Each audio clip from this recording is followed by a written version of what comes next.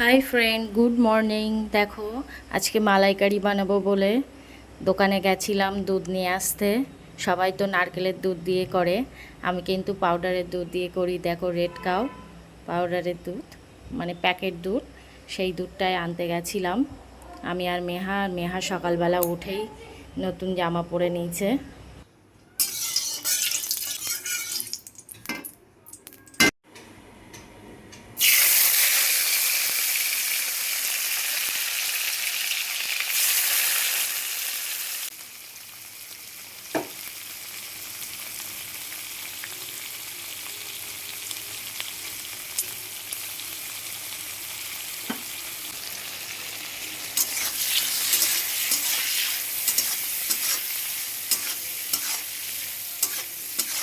একদিকে দেখলে মাছ ভাজা শুরু করে দিয়েছি, আর একদিকে দুধ বসিয়ে দিয়েছি। আমি কিন্তু মালাইকারি সবার মতো করে করি না, আমি কিন্তু একটু ঝাল ঝাল মিষ্টি মিষ্টি এরকমই করি। একদম সাদা মালাইকারি করি না, ঘরোয়া মালাইকারি যেমন টেস্টি টেস্টি হয়, ঝাল ঝাল মিষ্টি মিষ্টি তেমনই।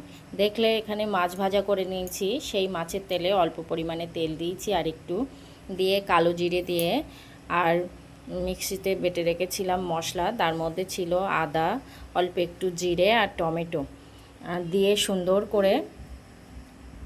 সুন্দর করে কষিয়ে নিলাম। তারপরে দেখো, ওর মধ্যে দিয়ে দিচ্ছি অল্প একটু লঙ্কার গুঁড়ো আর হলুদের গুঁড়ো। এটা কিন্তু একদম সাদা হবে না, এটা কিন্তু একটু লাল লাল হবে। তারপরে মশলাটা থেকে তেল ছেড়ে আসলে সেই ফোটানো দুধটা এর ভিতরে দিয়ে দিলাম, দিয়ে সুন্দর করে ফোটাচ্ছি দুধটা। তারপরে সুন্দরভাবে ফুটে একটু কমে গেলে ওর মধ্যে দিয়ে দিলাম আগে থেকে ভেজে রাখা চিংড়ি মাছগুলো। তারপরে দেখো, সুন্দর করে ফুটে ওঠার পরে একদম অল্প হয়ে গেছে, তখন দিয়ে দিয়েছি হালকা একটু গরম মশলা আর দুটো কাঁচা লঙ্কা। রেডি হয়ে গেছে আমার পদ্ধতিতে মালাইকারি। এখানে দেখো আমি আজকে কি রান্না করেছি। এখানে আছে সাদা ভাত, এটা কলমি শাক, অল্প একটু চিংড়ি মাছ কুচি দিয়ে, আর এখানে হচ্ছে গরম গরম লাল লাল মালাইকারি, আর সঙ্গে আছে দেখো বড় বড় চিংড়ি মাছ, সেটাই আমি দেখাচ্ছি। আর আছে ভেন্ডি আলু দিয়ে আর চিংড়ি মাছ দিয়ে হালকা ঝোল। খুব টেস্টি হয়েছিল আজকের রান্নাগুলো। তারপরে রান্নাবান্না করে মেয়াকে খাইয়ে চান টান করে উপরে গেছিলাম, কালকের জামা কাপড় ছিল অনেক, সেগুলো মেলতে। মেলার পরে নিচে গিয়ে মেহাকে নিয়ে আমি ঘুমিয়ে পড়ি। তারপরে বিকালে উঠে আবার আজকে দেখলাম একটু আকাশটা মোটামুটি ভালো পরিষ্কার আছে, তাই জন্যে মেহাকে নিয়ে মাঠে গেছিলাম। এখানে দেখো মেহা আর মেহার একটা বান্ধবী চলে এসো, দুজন মিলে খেলা করছে।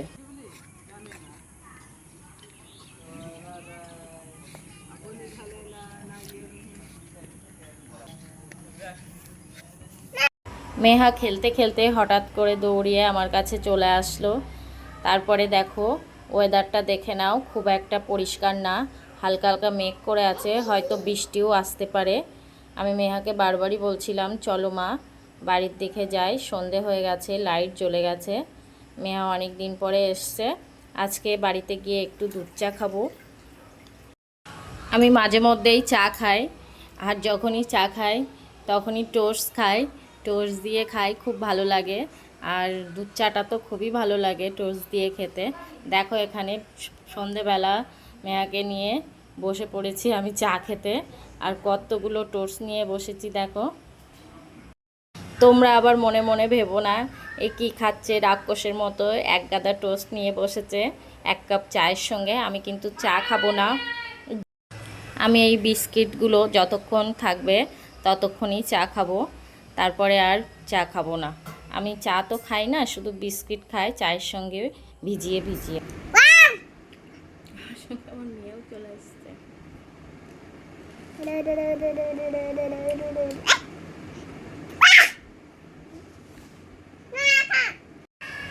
এই না হলে মেয়ে, দেখো মেয়ে কিন্তু খাবে না, কিন্তু মাকে খাইয়ে দিচ্ছে।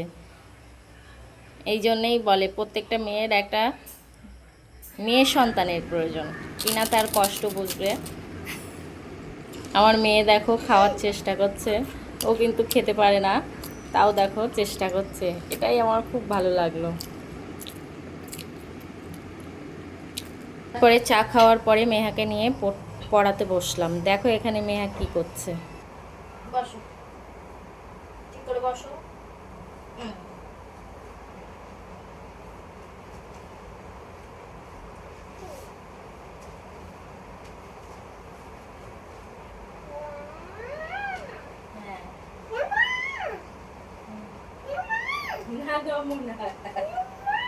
না, বই এখনো পড়া হয়নি, শুরু।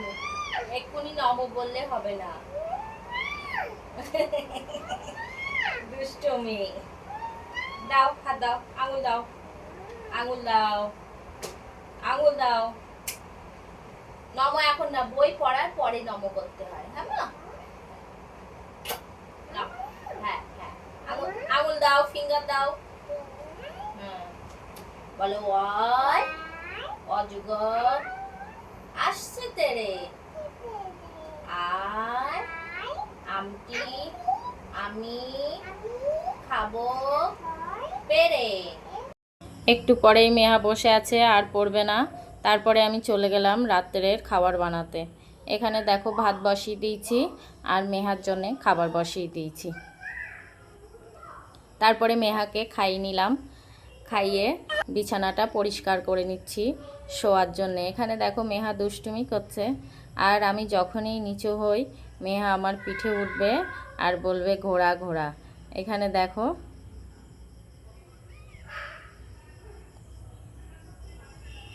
যখনই সুযোগ পায় আমার, আমি বা যে কেউ যখনই এইভাবে কোনো কাজ করতে যায় তার পিঠে উঠে বসে।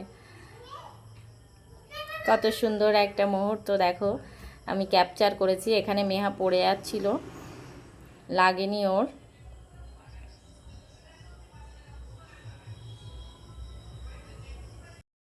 তারপরে মেহার বাবা তো এখনও বাড়িতে আসেনি, মেহাকে নিয়ে আমি শুয়ে পড়ব। আর আজকের ভিডিওটা আমার মেয়েই এন্ড করবে, তোমরা দেখে কমেন্ট করবে। বলো গুড নাইট, বলো গুড নাইট, গুড নাইট।